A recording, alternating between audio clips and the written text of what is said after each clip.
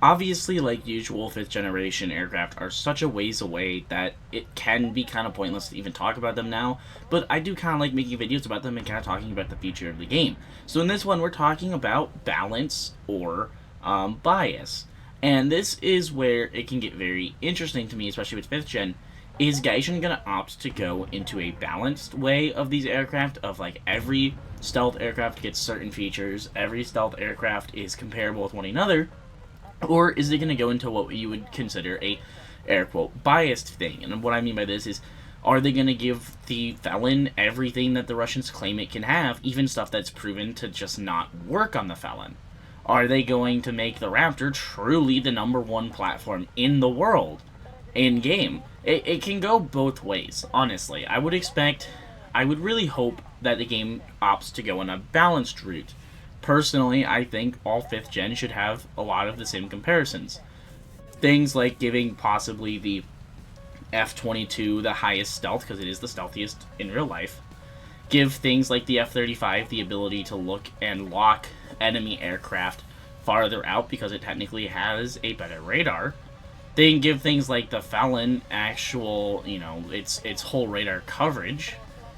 And you can go back and forth with all the things. It can go into what we're saying, a biased point of view or a balanced point of view. Anyone, even if an aircraft comes with its full features, you could argue it's a biased point of view. If Gaijin decides to make the Raptor the number one aircraft in the game, that could be considered bias. If they opt to give the Felon everything that Russia claims it has, that could be opted as pointed out to be bias. A balanced thing to do for the game, and to make everything comparable, is like I said, make every stealth aircraft be better in something, but make them at the end of the day kind of all even out. Things like the F-22 and Su-57 are absolutely going to destroy a F-35 in a dogfight, unless it's early versions that don't have the head-mounted display. Like the early Raptor version might struggle against an F-35 simply because the F-35 has off-bore sight capabilities. And, so that there's that argument. Give the F-35, obviously it's a much better radar. It's way more electronically advanced than something like the Su-57 or J-20.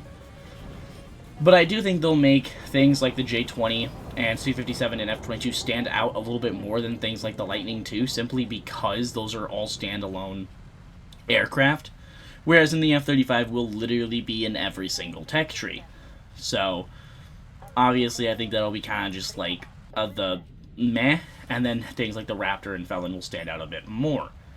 Now, obviously, when we get into 5th generation talks, it always leads to arguments. People saying this, people saying that, and at the end of the day, everyone's going to have an opinion. All really people can do is look at what they actually believe. Things like, hey, am I going to believe more Russian-based sources, or am I going to believe more US and NATO-based sources? It goes both ways. Obviously, the best thing to do, and what I try to do, is to look at everyone's point of views and then go with the more liable, more likely, more likely to be true. It's one thing if a Russian source says this, but then an American and German and Polish source says something completely different. I'm going to obviously believe those sources. I'm also arguably more biased towards believing US sources simply because I've found them to be just more truthful.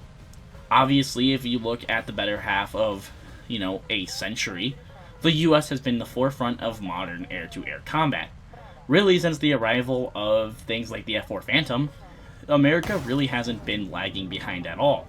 They premiered jets like the F-15 and F-16, which arguably did not have any counterparts. The F-15 I would still argue, would be meh on counterparts. Obviously, aircraft that have entered into service like the MiG-35, you'd argue, are there, and obviously I understand that plenty of people would be like, oh, the MiG-29 and Su-27 are so much better, and that's just not true. But, so obviously I'm going to be more lenient to believing that anything the United States says in terms of aircraft, at least what the U.S. Air Force says, is probably going to be true. I also have, do take note that the United States has been involved in the more large air wars in recent time. Obviously, this has changed a little bit with the Pakistani air war with India. Obviously, that gave China a lot of information due to China's use of aircraft in that conflict. Russia's been definitely getting more hands-on experience with Ukrainian in air-to-air combat. But then obviously you also have to look, the United States has now been able to field test pretty much all of our stealth platforms. F-35s, B-2s have been involved in recent airstrikes. The Raptor's been involved in recent airstrikes. So it goes both ways. I just argue the United States has been more battle tested over the last 30 years or so, and at least in terms of air-to-air. So I, again, like I said, would more value what they have to say. Obviously, this goes, like I said, either way, and obviously this could be a bit of a biased or balanced look. It just depends on how you're looking at it. Anyways, let me know your thoughts down below in the comments. If you're not already subscribed, please consider hitting the like button and subscribing. Hope you guys have enjoyed this video, and I'll see you guys in the next one.